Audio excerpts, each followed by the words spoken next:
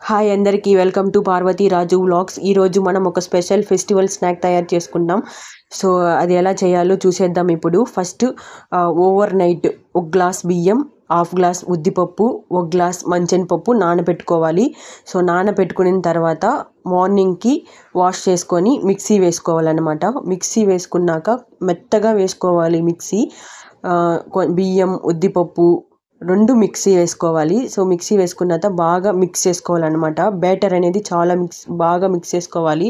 ఇప్పుడు కొంచెం వంట సోడా, ఉప్పు వేసి బాగా మిక్స్ చేసుకోవాలి బ్యాటర్ని. ఎంత బాగా మిక్స్ చేసుకుంటే బూరెలు అంత క్రిస్పీగా వస్తాయి.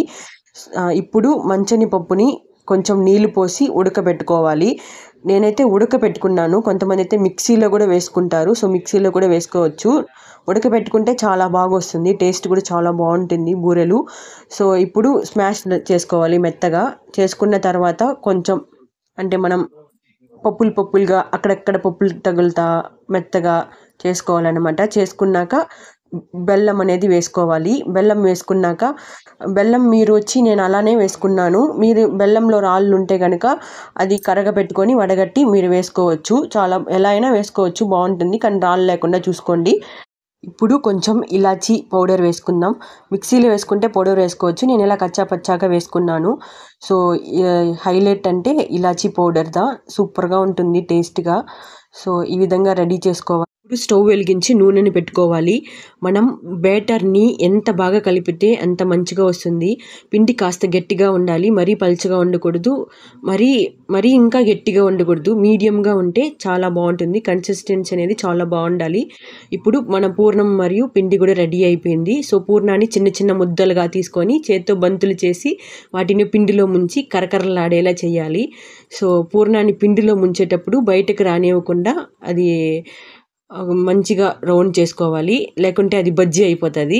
సో ఇప్పుడు నూనెలో బాగా వేడి చేయాలి. పూర్ణం అనేది ముద్దలను పిండిలో ముంచి వేడిగా ఉన్న నూనెలో ఒక్కొక్కటిగా వేసుకోవాలి. అది బంగారు రంగులోకి మారే వరకు కరకరలాడేలా వేయించాలి. సో పూర్ణం అనేది బాగా అవుతున్నప్పుడు మనకి సువాసన అనేది భలే వస్తుంది అన్నమాట. మీరే చేస్తున్నప్పుడు తెలుస్తుంది మీకే. వాసన అనేది వాసన అంటే అమృతం, అసలు సువాసన సూపర్గా వస్తుంది వాసన అనేది.